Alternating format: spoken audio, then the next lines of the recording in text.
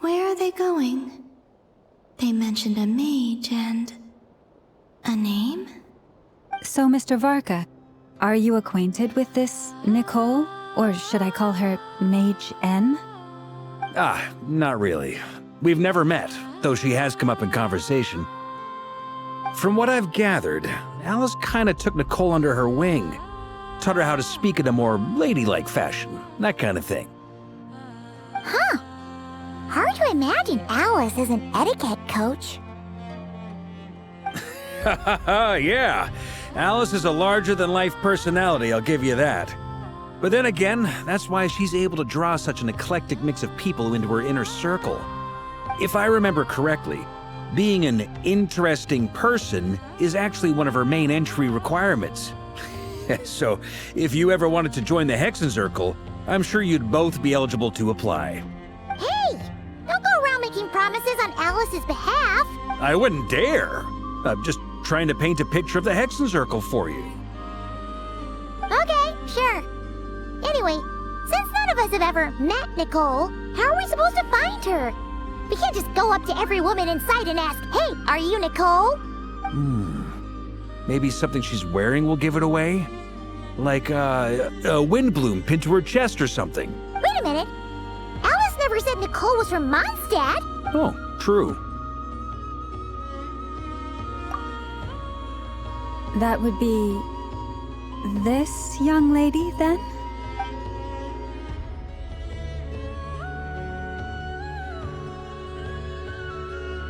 Hey there! Sorry to disturb you, but... are you Miss Nicole? Varka, Knight of Boreas of the Knights of Favonius. Alice might have mentioned me before. If we got the wrong person? Sorry. Well, this is awkward. When I shook my head, I meant, no, Alice hasn't mentioned you before. Huh? Where is this voice coming from? My apologies. For certain reasons, I am unable to speak. This is the only way I can communicate with you. It might take some getting used to, but I hope you can understand. Hey, it's fine. I'm more shocked by the fact that Alice never speaks about me. As for you two, we have crossed paths twice before, but it is nonetheless a pleasure to finally meet you. It's really you! Thanks for all your guidance in the past! You're quite welcome. This time, things are different. We have reached the unwritten pages of the story. Now then, allow me to formally introduce myself.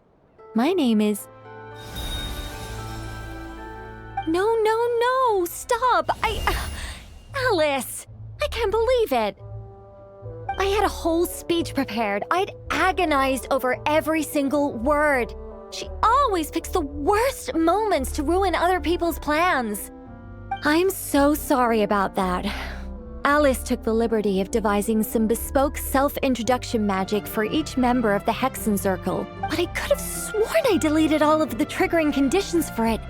How did it bypass everything? This is a very different side of Nicole than what we're used to. Is she not used to face-to-face interactions? Don't worry about it. We've seen that introduction magic once already, so it wasn't too much of a shock. Please go on, Miss Nicole. We'd love to hear what you have to say, or... Huh? Are they talking to this lady? But... Will you all promise to forget that horrendously embarrassing introduction? Sorry? Embarrassing? When? Yes. My name is Nicole, and I am one of a very few angels who have retained both their preferred form and their power. The Traveler and Paimon should be no strangers to this concept. There is another of our kind in Natlan. They call... All right! Paimon remembers her. Yes.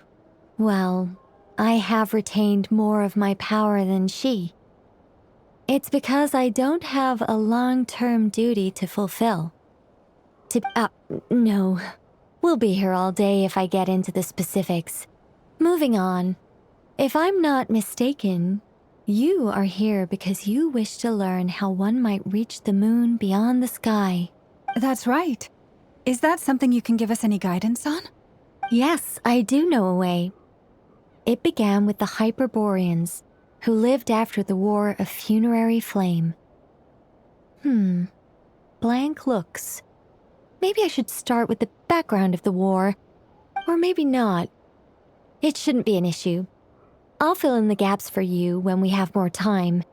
Anyway, after that war ended, the three moons retreated to beyond the false sky. The Hyperboreans were humans I once aided. They accepted the civilization and creations bestowed upon them by the angels, but despite accepting many blessings of the angels, many among them still held on to their faith in the moons, even after the War of Funerary Flame. They sought to contact the moon goddesses beyond the sky and receive their guidance. But all three had passed away by that point. This mage has a unique method of communicating. Is she talking about the moons? Yes, but they did not know. And so, still they prayed for the moon goddess's mercy. After building titanic structures that consumed vast amounts of Kuvaki, at last they glimpsed the moons and heard their voices. But of course, they were gravely disappointed, for it was then that they realized Oh, that's such a sad story. it is. Humanity was in a very sorry state at that time. The angels who had once aided them were gone, and the War of Funerary Flames had left them homeless and destitute. Just a second, I gotta ask. How relevant is all this history to the task at hand? Well, I mean, it's... Okay, it seems we've drifted into irrelevant narrative waters. It's been a while since I've had the chance to speak inside someone's head.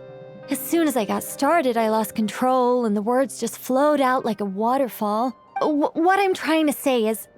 Right, yes, that's it. The relevant part is the ritual created by the Hyperboreans. The fact that they bypassed the false sky and saw the true moons implies that they successfully built a connection between Tevat and the outside world. Which means, with enough Kuvaki and a sufficiently stable connection, it should be feasible to send one person over the border. Okay, so they built some kind of portal? Oh, yes. A portal. Is something wrong? You sound disappointed. I just didn't expect you to summarize it so well. It turns out I could have said all that in one word, if only I'd managed to think of it. No, please, it's fine. This is invaluable knowledge. I'll be sure to record and preserve everything in writing. Oh, really? Well, in that case, I suppose I could backtrack and add some more detail. I did gloss over a few things so far. Whoa, time out. Let's summarize what we've got first. The Hyperboreans were the last ones to use this method, right? So we somehow need to find whatever structure they... Luckily, we have the moon marrow of both the eternal and iridescent moons, so we're all good for Kuvaki. Which means the key issue we need to focus on is finding the place. Am I right so far? Yes. Although I expect the structure is long gone by now. That said, what if we could take advantage of the phantoms to travel back to a time when it still existed? Well, travel back isn't quite accurate. It's more like we'd be creating a handshake between 2 points in space-time. We wouldn't even have to pick a time when it still existed. It could just be a time when it still appeared in phantom form via projection, or we could project our own phantoms, fold them together at... You look lost. Was that too hard to follow? Yeah, things got a little, technical there. Paimon's brain is reaching capacity. All right. Let me think about how to put this more simply. Okay, got it. Over the next few days, I'll search for phantoms that we can use. Once I find one that meets the criteria, I'll let you know and we'll regroup. By completing certain rituals, specific individuals will be able to enter the phantom and make it to the Hyperborean structure. If everything checks out and it looks feasible, we'll just need to wait for Moon Prayer Night, and we can send the Moon Goddess back home. I'm really skimping on the detail here. Is this making any sense at all? I think so. For now, we'll just wait to hear from you. Yes. Basically, yes. Great. Counting on you. In the meantime, we'll focus on finding the Moon Goddess's name. My name? Are they looking for a way to stop me from disappearing? Excuse me, Miss... Go on, Miss Nicole. This conversation was a little all over the place. I didn't catch your name. I am Lauma, of the Frost Moon Scions. Ah, I did wonder. I noticed that you listened very intently when I spoke about Hyperborea and the moon's history. If you'd be interested, I'd love to visit you this evening and go through it again in greater detail. Also, if you were serious about making a record, it would be too risky to simply write down the raw details as is. I would suggest some tweaks. Maybe rewrite the stories as fairy tales or fables, perhaps even prayers. Anyway, we can cross that bridge when we come to it. So, see you later then? See ya! She seems friendly. It's just... It's so nice to find someone who's actually willing to listen. I've been dying for a chance to finally go through all this systematically from start to finish. Now Paimon gets why Alice told us to mind our heads. Ha ha ha ha! What did I tell you? A lot of quirky people in Alice's orbit. Now then, the next order of business is, where do we start looking for the Moon Goddess's name? Maybe the rest of what Nicole has to say might... Once I've heard her out, I'll summarize the salient points and share them with you all. I'm also inclined to review our other documents. Yes, our faith was first established by our Hyperborean ancestors, but many of the more factually accurate records are from after Kutar's birth. Sounds like we're gonna follow Columbina's journey through Devat, huh? In that case, we'll start by heading to the Frost Moon Enclave. Sounds like a plan. Take this with you. I'll see about getting in touch with the Fatui. It'll probably just be Arlecchino and Sandroni again. They're the only... Thank you, Mr. Varka. Ha ha ha ha ha! Don't mention it. Honestly, I'm more comfortable dealing with the Fatui than prying into the details of a young lady's childhood. Catch you? I should follow them, just in case there's some way that I can help.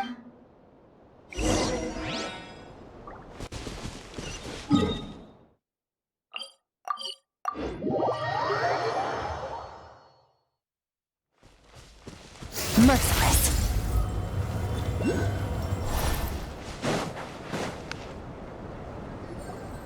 A while ago, I took the time to organize all documents in our possession that pertain to Kutar. What you see here is the material I consider reliable. You're saying there's unreliable material too? Yes. Most of the information we have was transmitted through an oral tradition. Inevitably, some of her stories were mythologized and deified over the years through countless retellings. That's why I organized them into reliable and unreliable. There's no sense seeking answers in history unless we can ensure the veracity of the historical record. Makes sense. All right, let's take a look through.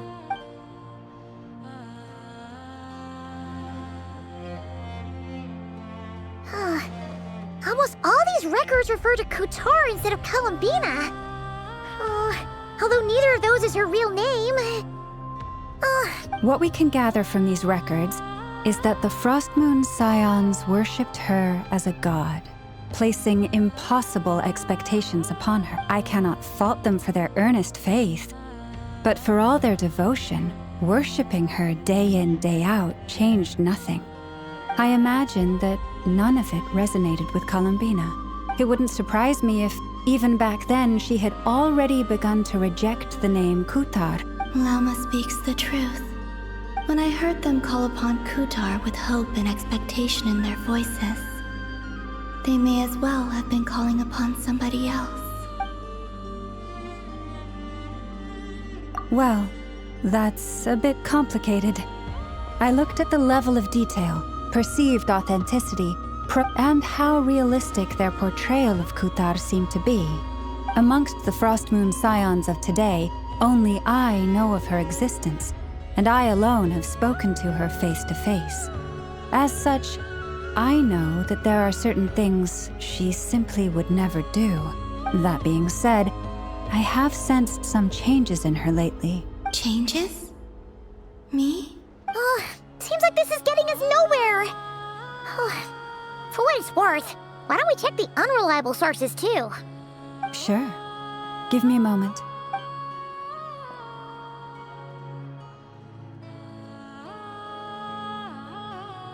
Exerting but a fraction of her divine might, Kutar sheared a great mass from the snow-capped mountain and cast it into the sea, upon whose surface shone the mirror image of the moon. Yeah, right. That doesn't even begin to pass the sniff test. The 3 moons are naught but lies through and through. Only one moon has ever shone for us. The vast majority of ancient texts are filled with fanciful tales like these. I trust you understand my criteria a little. Kutar did not speak, merely gazing into the distance in silence. And where her gaze landed, this was her prophecy. Clearly, whoever wrote this text never even met Kutar. Otherwise, they'd know that her eyes are always closed. What about you, Traveler? What are you reading? Come on, let Paimon see. The child wished to build a wooden nest with which to shield a fledgling bird from the cold. But being so young and lacking in strength, the child could not snap the branches from the trees. Kutar was passing by. Upon seeing the child, she summoned forth a Kuhenki, who built a beautiful nest for the child. I remember that. Not knowing the meaning of Kutar's divine intervention, the child dared not to respond, and thus ran home to call their parents. The moon chanter declared the event a miracle and took the nest as a relic, placing it on high for all to see. The child was named as one favored by the goddess and was greatly respected amongst the people. Yet, no further miracles were bestowed, and this matter was forgotten in but a few years. Huh. Any thoughts after reading that? Yeah. Columbina probably just wanted to join the kid in making nests. Ah. I'd originally considered this a fabrication, because Kutar did not perform any similar actions in subsequent. But now that I think about it, it does seem like something Columbina would do. She didn't know how other people would interpret her actions. She was probably worried about making things difficult for people. Yes. Oh, that's so sad. And now, I can make no such gestures of warmth.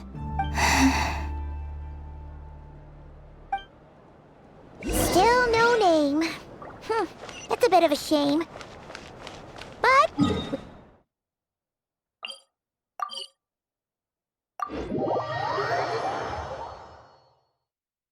Varka said he was gonna set up a meeting with Arlecchino and Sandrone, right? Let's see... There's Varka! Oh, and it's Durin and Albedo, too! Yeah, this is pretty much the same place we bumped into each other last time. I convinced them to stick around a little longer. We were all waiting on people, so I figured having a little company would help pass the time. Ah, so you've been waiting for us? Does this mean that you've already arranged things with the Fatui? Sure does. Now you're back, we can go meet up with them together. How'd your investigation of the Frost Moon Enclave go? Well, out Columbina's true name. But apart from that, it went pretty well. Aha, just as well that I didn't tag along then. I'm sure our moon goddess wouldn't want every man and his dog knowing all about her private life. Still, desperate times, desperate measures, I guess. So, Varka was waiting on us, but what about you two? Are you waiting for Alice? Oh no, we already met with her. We discussed that experiment I mentioned to you last time. Oh, and she also handed me this communication device. That's right. I understand she informed you about the relationship between the phantom phenomena and Tevat's borders, yes? She wants me to help her with some more experiments on that front. She said that she'll contact me through this device with more information. Ah, I see. Following instructions and making observations. Pretty common research method. Takes me right back to Albedo's lab. Wait, then who exactly are you meeting? Someone you know. Albedo's met him too. But I don't think Miss Lauma or the Grand Master have been introduced. Introductions are overrated, especially in cases like this. It's you! So, it's not like the academia has prohibitions against going abroad. Also, I applied for leave. I've been writing to Hat Guy since obtaining a human form.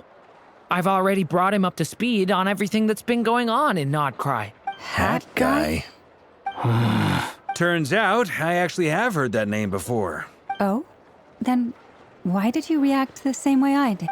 I only knew the name, not the fella. But since we're all here, let's do some introductions for what it's worth.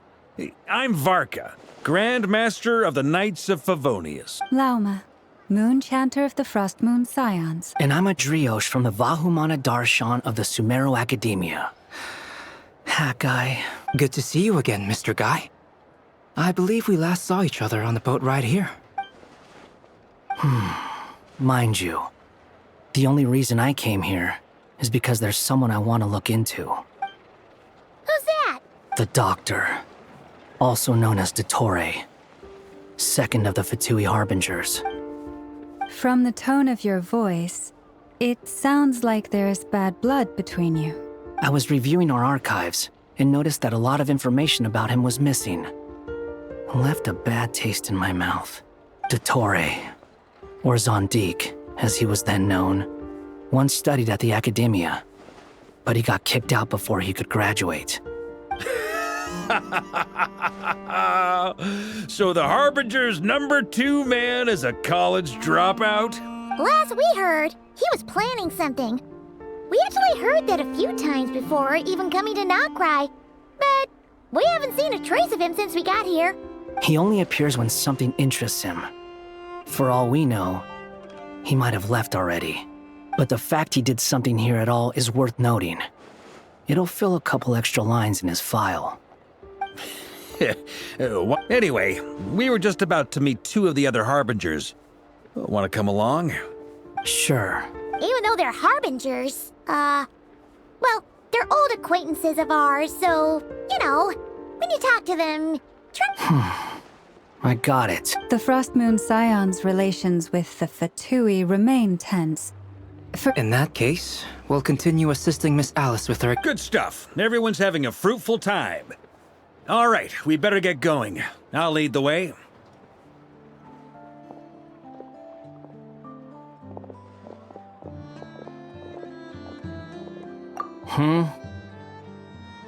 Well, yeah, that's obviously part of it. But I'm not the only one who has a score to settle with him. Neither you, nor Lesser Lord Kusanali, nor I want to see him meddling with things again. What's the hurry? Don't worry. Pigeons always know which way home is.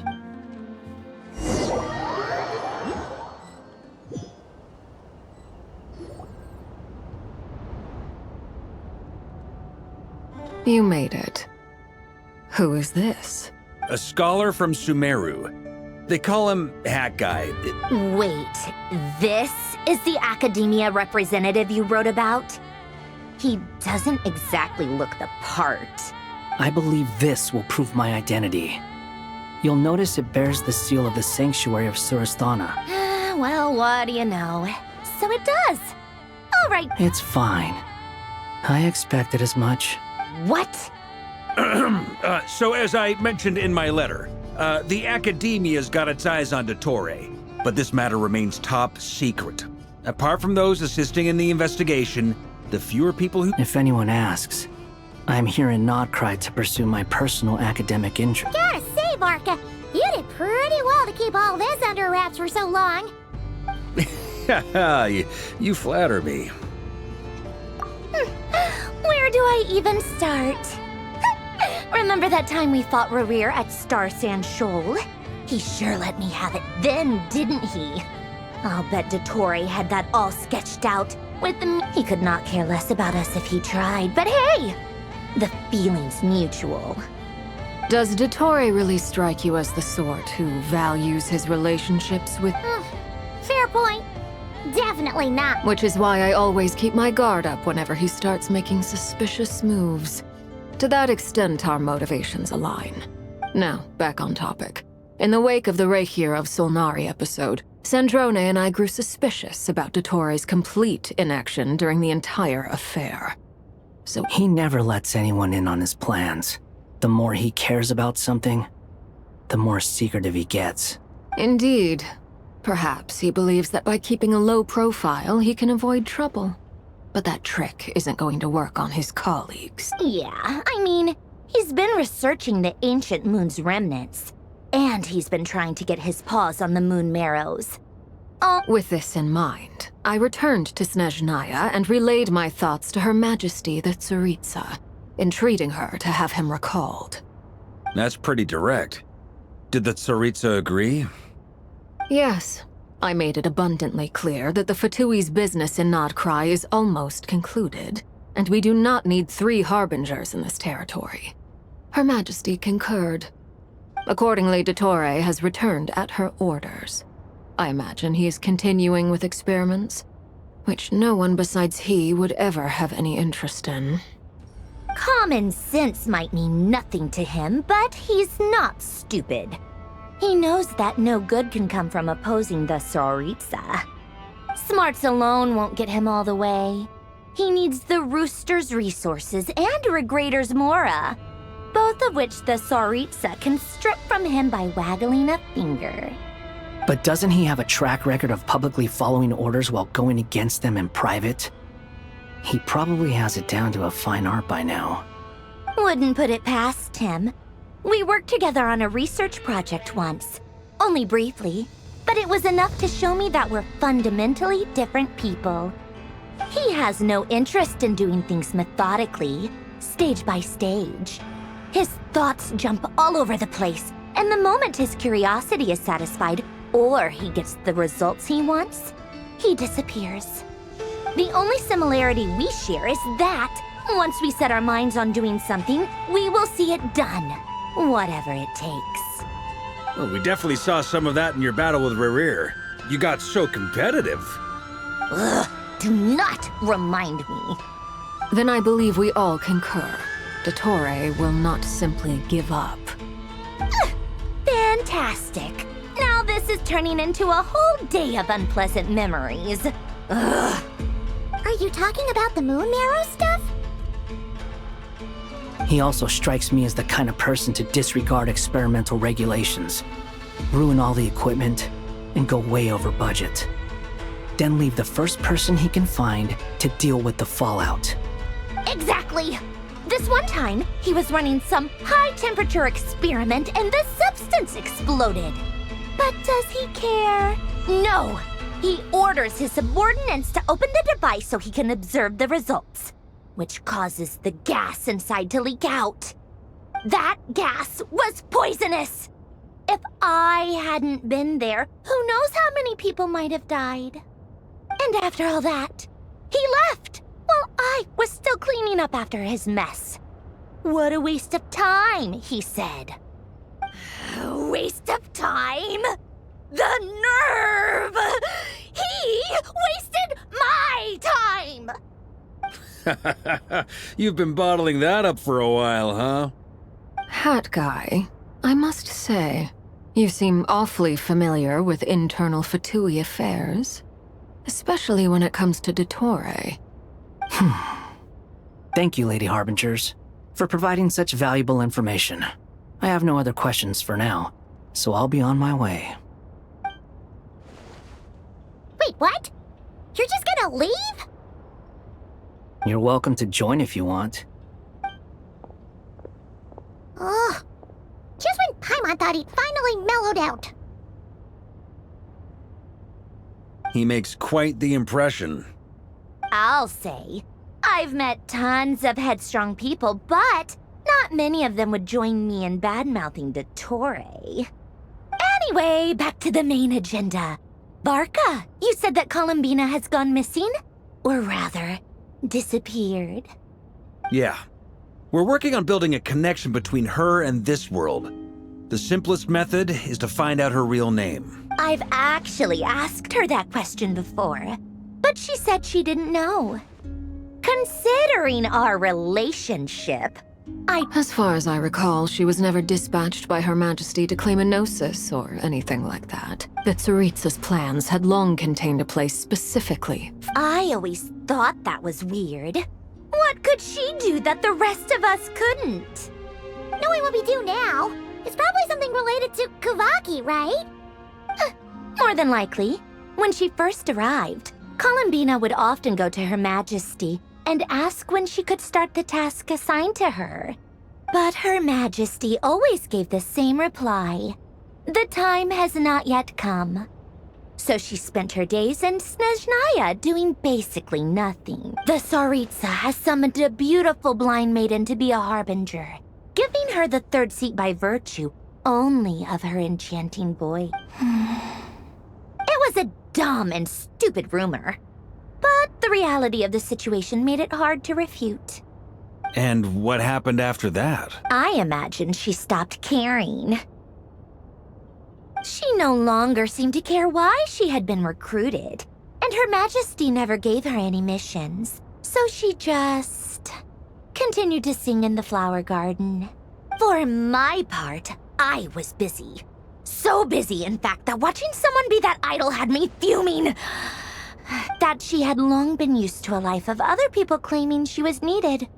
I just felt that having a place to stay would cost me something eventually, and so I waited quietly for the day that I would have to pay the price. And on the other end of that spectrum, you had me.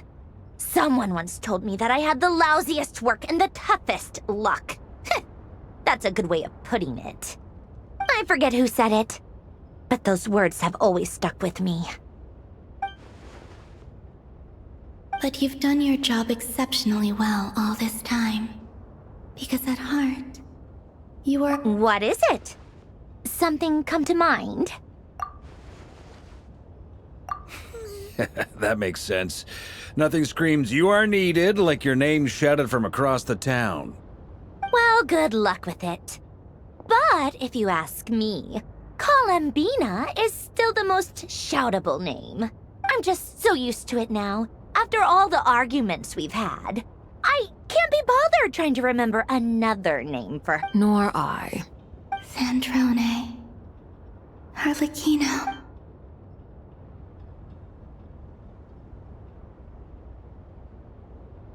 Huh! It's a Sealy! Does that mean Nicole has news for us? Ladies, I thank you for your hospitality. If the chance ever comes up, I definitely owe you both a drink sometime. I'm sure it will. You can make your own way out. Heck, you've been here enough times, you probably know your way around better than I do. Okay! Time to do what adventurers do best! Follow that Sealy!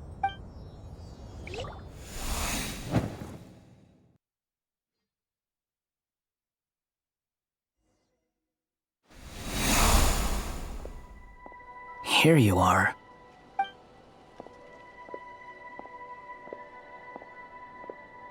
Oh, hat guy. How come you're back so soon? Did things go all right with the Fatui? Fine. Dottore's been summoned home by the Tsaritsa. Couldn't get much more than that. How about you? Any progress with the investigation? Unfortunately not. We've tried everything. Different phantoms, different locations, different points in history. Abyssal monsters roaming the land. People crying out in despair, with no hope of being rescued. Every time I see it, I can't help but think, is this what it was like in Mondstadt when Dragonspine Durin attacked? And if I fail in the task I've been given, will I create yet another tragedy? That's just meaningless speculation. When we encountered similar phenomena previously, I tried to interfere with those illusions, however, we could not change their fates. At most, we were able to extend their existences. The events of the past are like fate that has been written into Irminsul. There isn't a living thing in Teyvat that can escape its past. But Miss Alice instructed us to try to find ways to change the outcome that these phantoms face. It's an impossible task. Can't you just refuse?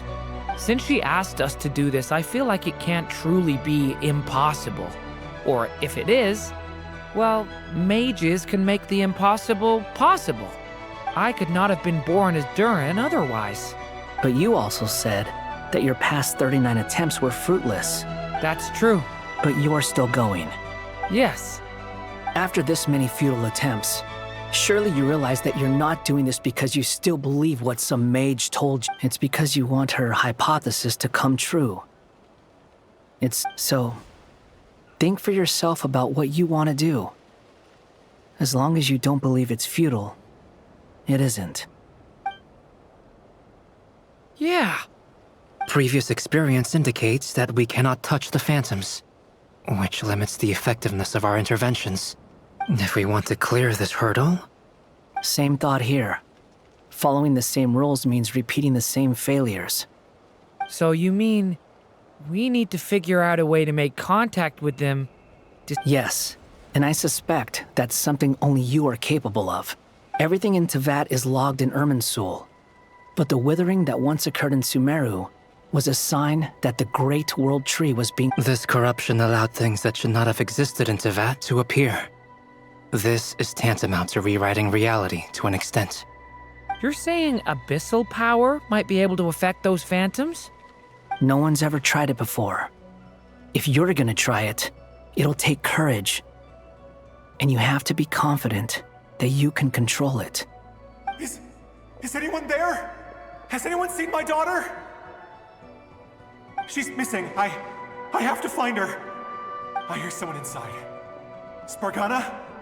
Are you in there? Ah! If I can use my abyssal powers to warn him that there is danger here, maybe it'll change his decision. Yes. The important thing is not the nature of the power, but rather how you use it. To intimidate and obstruct. Sounds about right for the Abyss. Let me try. I should be able to influence that thing. Have you seen a little girl? What? This isn't the time for that! Just run!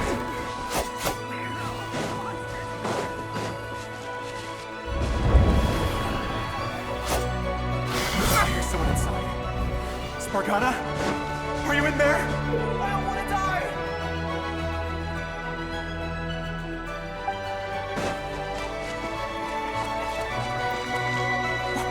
What is this? Looks dangerous. I should get out of here.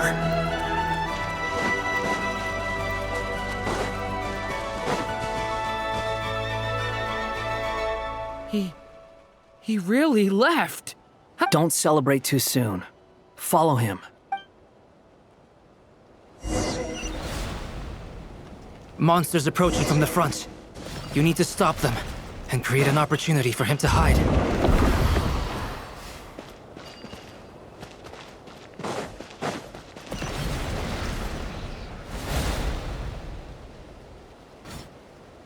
Help me!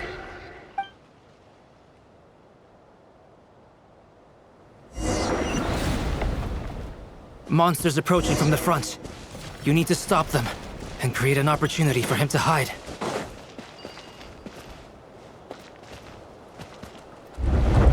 No! There's a monster ahead!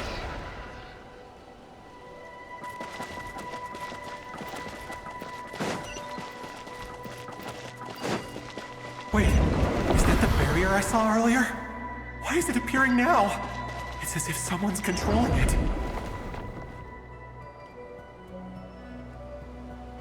The monster's gone. Is it safe?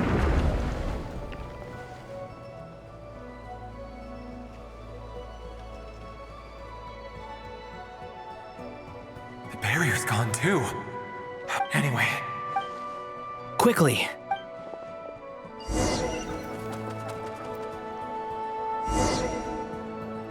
Wait, there was someone else here? Don't go any further. We've got anti-monster traps laid out everywhere. But my daughter must just be up ahead. I have to go. This way's blocked.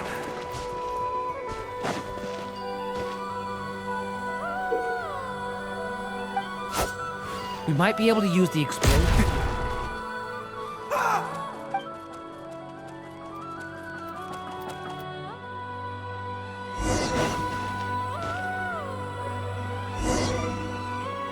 Wait, there was someone else here? Don't go any further. We've got anti-monster traps laid out everywhere. But my daughter must just be up ahead. I have to go. This way's blocked.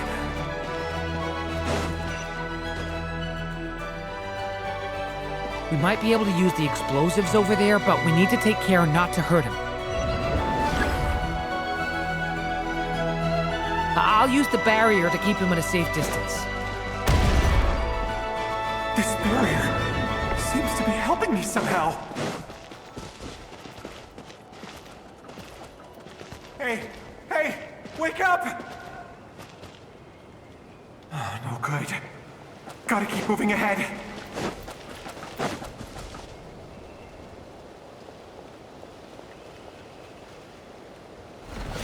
So many monsters! There's still a chance, Durin. Use the traps.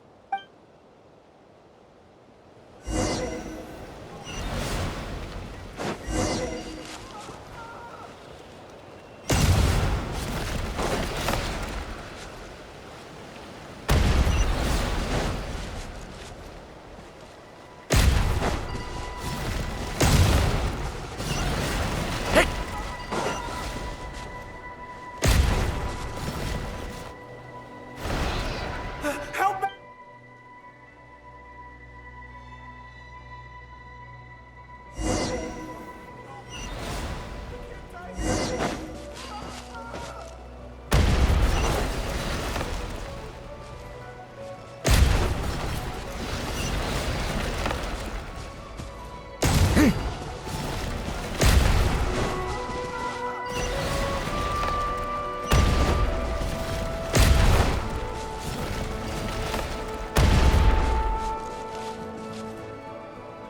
This is a new development. I've never seen this happen before. We might just be able to save this person.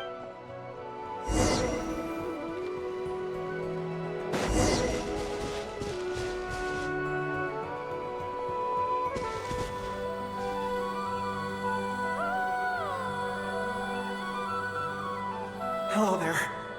Have you seen my daughter? Spargana is her name. She's carrying a large backpack. Get out while you still can, you fool.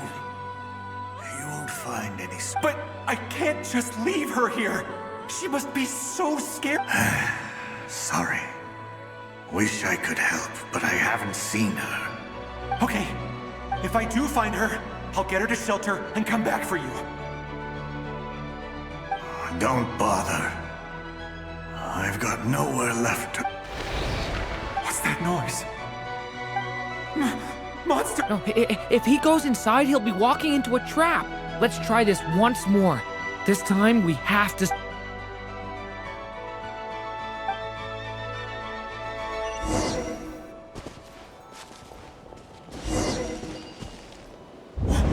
Why? How will I know where Spargana's gone like this? You know what? I'll trust this strange barrier. It's gotten me this far after all.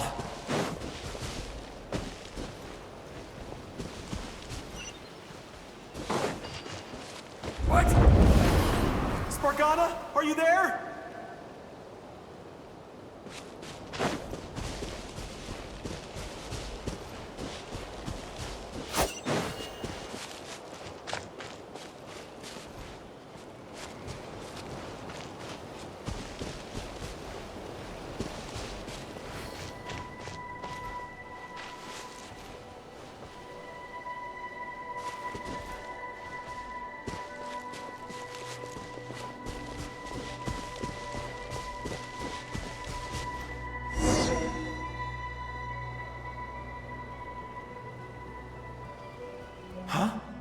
That looks like one of my daughter's books! Thank you. Thank you! Yes, it's one of hers for sure. That's her name on it right there. She left... Durin, just like last time. Use the explosives.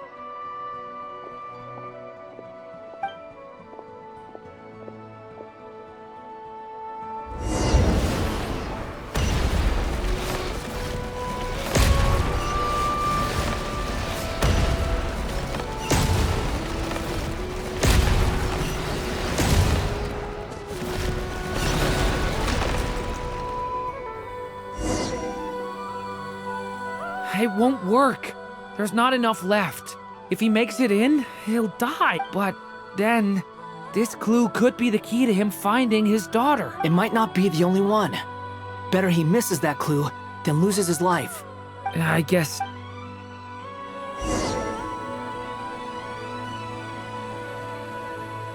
Stop him, Durin. We can't let him get any further in. That's my daughter's book! She's passed this way! What? I've searched and searched. I no longer have anywhere else to go.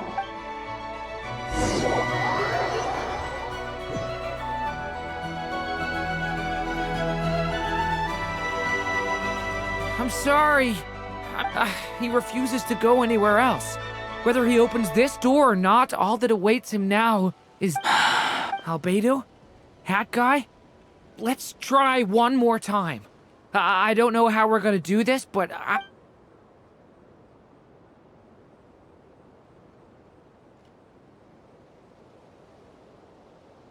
Why am I here? What's going on? All these scenes running through my head. Huh? His reactions have changed. How many times have I... Huh? Wait. Who are you? You can see us now?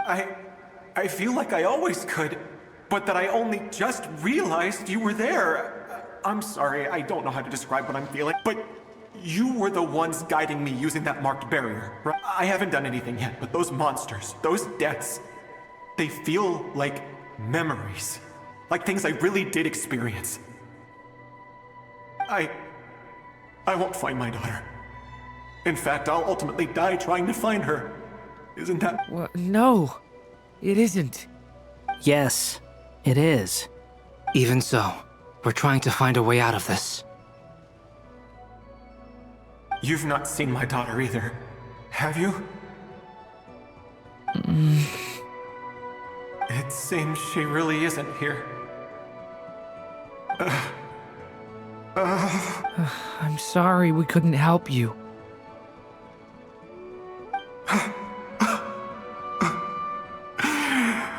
I'm just... tired. Maybe this is destiny. Maybe it doesn't matter how hard I search. How long do I have left? Experience says 15 to 20 minutes. 15 to 20. Thank you for all your help. Let's rest a while. You look exhausted too. Now's not the time for you to start pitying us. It's not pity. I'm just realizing that I've only got 10 or so minutes left.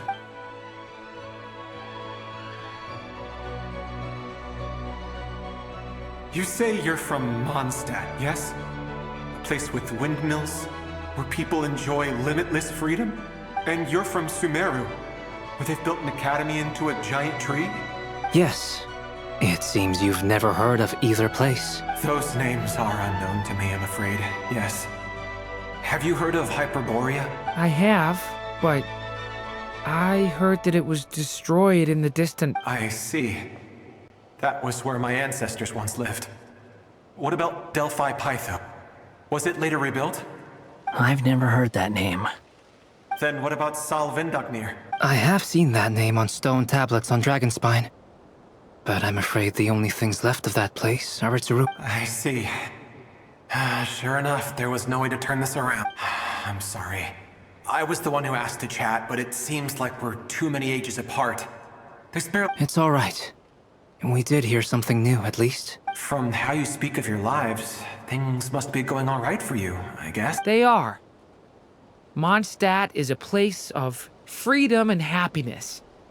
There's a lot of good people in the church and the Knights of Favonius, and even outsiders find that it's an easy place to feel at home. We have festivals a few times a year. Everyone gets together to drink, sing, and be merry. Sumeru is a lot more uptight. Not really the kind of place where you can relax.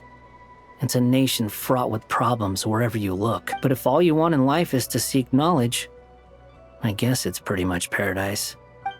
That's wonderful. In other words, after this all-devouring black tide passed, humanity did not merely avoid extinction, but I can see you all right now. That must mean the future isn't a total mess, right? That's true. Well, time's almost up. Let's part ways, I think. Might be best if you don't waste too much time. The chances are slim, I know, but I'd like to spend these last few minutes looking for Spargana. If things work out, I'd love to tell her about what I've heard.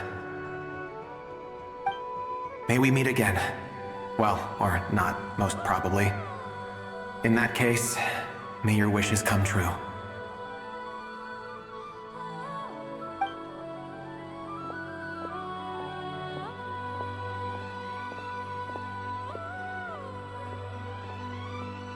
He's gone. In a few minutes, he will meet the end that was his to begin with. The ending of this tale did not change, but I believe that we've just made the most progress we have yet. May your wishes come true. If only it were so simple. Hat Guy, could I ask you a question? You've never talked about your past. It seems complicated, and it weighs heavily on you, too. Would you be willing to tell me about it? I mean, sometimes it's better to get things out in the open. Take that guy we try to help, for instance. At least he said goodbye with a smile, right? I know about Albedo's past. Our experiences are very similar, and he created me. As for you, you're my first friend, and you've witnessed every step I've taken. But by comparison, I know nothing about you. Either way, I mean, we're still best friends. But if I knew more about you, I might... I've told you about myself. I'm a student at the academia. And what did you do before that? Prepared for the entrance exam? All right. If you really don't want to talk about it, I won't press you any further. I was a puppet built from the branches of a white tree, using technology left behind by the Conrian schools of mechanical engineering. A white tree? You mean an Irminsul tree? Yes. A branch of Irminsul that was once connected to the main tree. So you had a human creator too? Yeah. But my creator abandoned me after deciding that I was a failure. After that...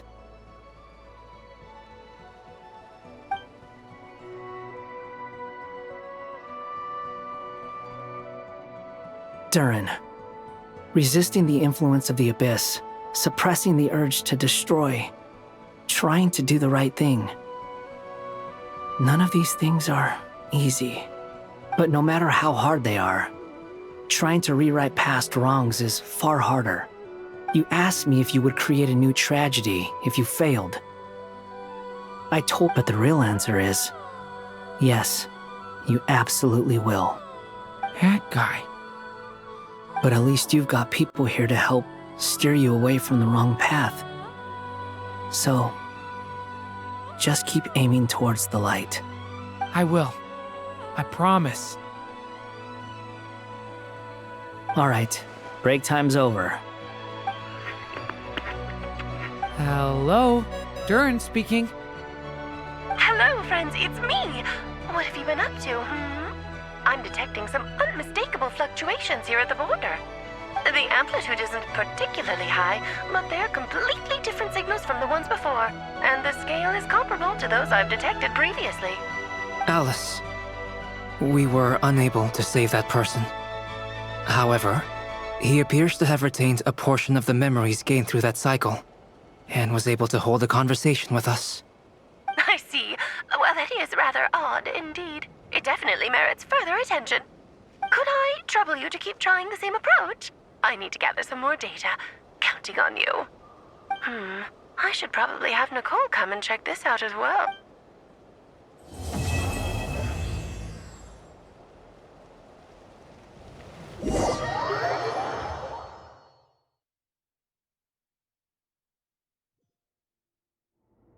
There you are. I was worried you might stop to collect treasure chests opened by the Seelie along the way. It would have taken you so much longer to get here. Another conversation I cannot hear. I am delighted to see that you understand what takes priority, and that your adventurer's instinct has not swayed your resolve. Really, I must applaud you for it. You should know. Paimon's head. Okay, I'll try and keep it short. My senses are telling me that this is where we shall find the entrance to the ruins. Oh, cool! Well, what are we waiting for? Let's open it up and see! Patience. This was a sanctuary of great importance to the Hyperboreans. A special process is required to open the gate. Oh! Like the place that housed the Eternal Moon's marrow? Okay, so what's the plan? Need us to do anything? And just the short version, if you can. Ah. All right then. I was planning to start with some background on the invention of these techniques. Are you sure you don't want to hear it? It's quite informative. Remember what you were saying about priorities? Fine. Simply put, we need 3 human representatives to successfully undergo a process of Kuvaki Think of it as a test from the 3 moon goddesses to see if the entrants are qualified, with the most recognizable qualification being Kuvaki. Pretty sure Lauma would ace that test. Oh, wait. But we need 3 people. I also have no doubt that the Moon Chanter would be qualified. But therefore, the most feasible method is not so much to follow the rules, but to figure out how the test functions and find a workaround. I've done some research, and it turns out the mechanism is rather crude. We'll simply need humans to stand before it who have sufficient Kuvaki energy within them. I'm with you so far. How do we get the Kuvaki in them? The easiest way would be transfusion. Take some Kuvaki from Nodcry's soil, put it into the bloodstream, and get it circulating in the body. So we're going to cheat on the... Precisely. There are other methods, but this is the simplest one. Cheating the system is much easier than trying to hide from it. Huh? Sorry? Does the idea of cheating upset you, Miss Lauma? No, that's not it. I suddenly had an idea. Oh, what is it? It's about Moon Prayer Night. I figured out a way for Kutar to join in the festivities. But as Paimon said, we need to have our priorities straight. Let's get back to the test. I'll follow up with Nefer on the festival arrangements. Oh, okay. Anyway, is this really the best method we have? A Kuvaki transfusion sounds dangerous, no matter how you slice it. If you think that's dangerous, wait till you hear the other methods. I'd be more than happy to go through them if you'd like. There are several. No need, we're good. Let's go with this one. Very well. Kuvaki transfusion it is. Now, I should mention that the risks can be greater or lower depending on individual compatibility. It would be rash to simply infuse the Kuvaki and hope for the best. If the body rejects it, the reaction can be quite severe. The symptoms are similar to another condition that some people living here suffer from, known as congenital Kuvaki sensitivity. So, before we execute our plan, I will perform a simple test of my own to see who is compatible and who is not. Once that is done, we will have to complete the resonance process as rapidly as possible. The participants must remain stationary while the Kuvaki circulates and bonds with them, and they mustn't eat or drink anything. What? No eating or drinking? That's some hardcore fasting. They'll all be monks by the time they're through. 3 days. Oh, that's so long! And we still need to find 2 more people who are not just compatible, but... Fasting? What are they talking about? Really? Don't you want to think this through? Haha, count me in too. 3 days without food? Miss Nicole has made it clear that this is the easiest way. The way I see it, there's nothing else to discuss. It's time to step up. Yeah, you're right. In that case, Paimon volunteers to be Captain of Logistics. Then we'll start with you first, Traveler. Please step forward.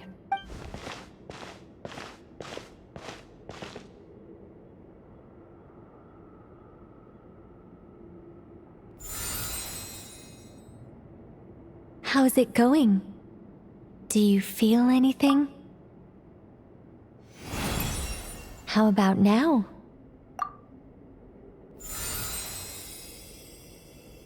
And now?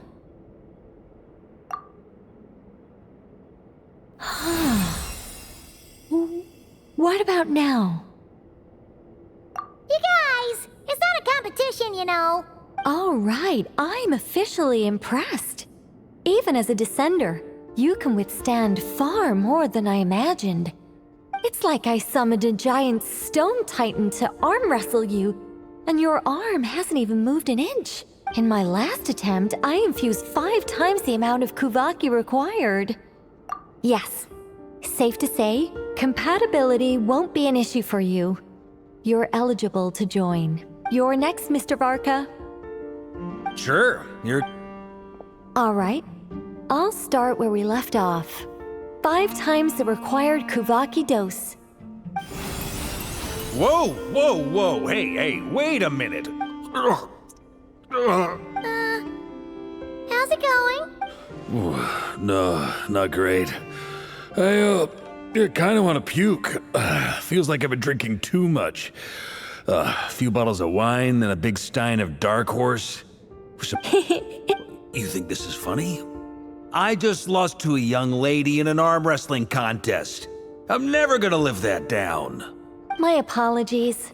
I'll lower the concentration and try again. Oh. How's it going now? I'm not as dizzy as last time, but I can still feel it pulsing around. In that case, you wouldn't be an ideal choice, Mr. Varka. Let's try someone else. Okay, let's go ask some of our other friends.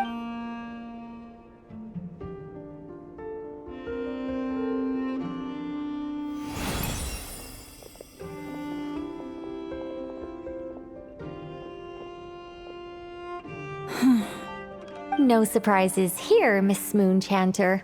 You're perfectly compatible. You...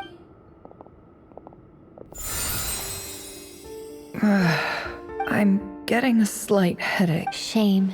You were so close. Whoa, time itching all over. Allergic react... Huh? Well, are you gonna start a... The Hexenzirkel is an organization that cares for and protects children. We will not have them do dangerous things.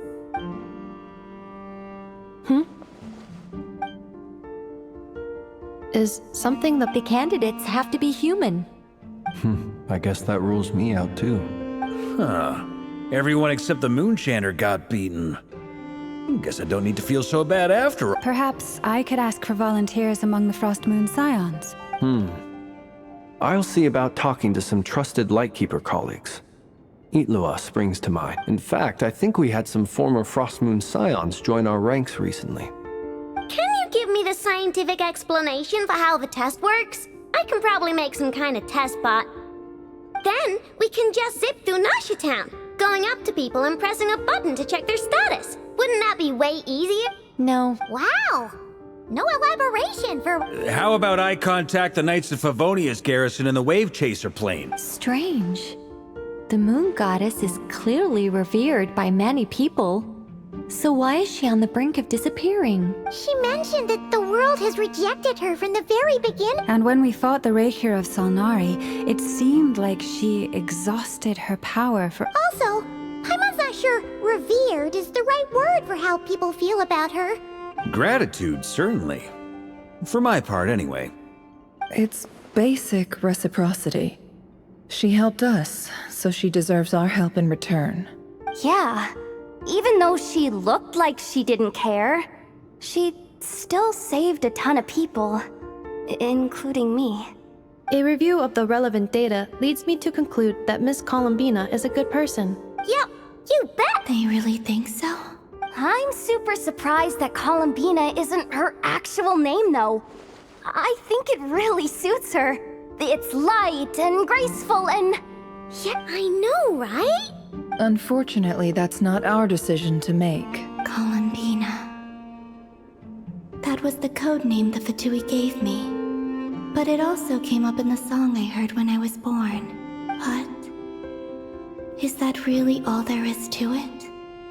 Is there anyone left who will still call me by that name?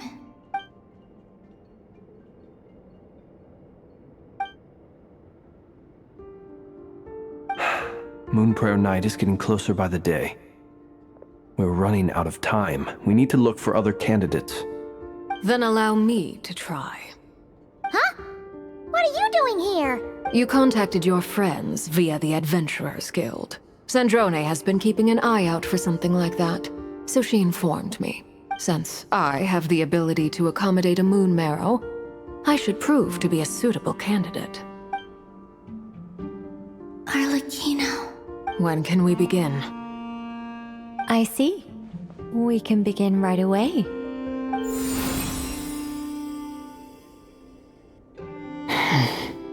How was it? Not at all. Then it seems we shan't need to look for additional candidates after all. Great! Cool. Alright, like Paimon said, the rest of us can take turns making sure the three of them stay warm and comfy. Then, my job is to take care of the caretakers. I will ensure everyone receives food and accommodation. I'm ready as well.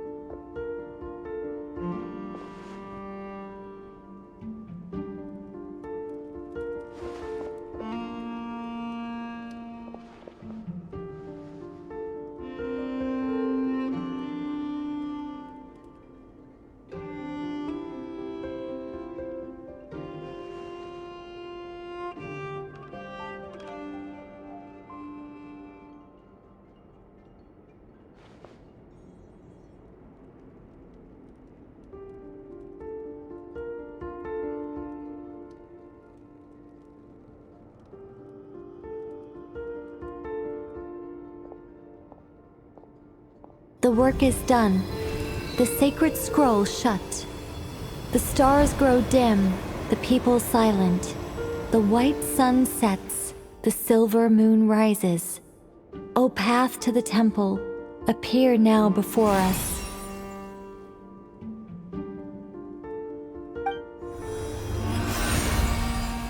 Wow! It really opened! So that's what all this is about. They've been trying to open this gate. With a calm mind, this proved not too arduous. Come, let us enter. It might be best to eat something first. Take care to chew properly and swallow slowly. It will give your body time to readjust to the digestion process. They will head in soon. They will need to enter this gate.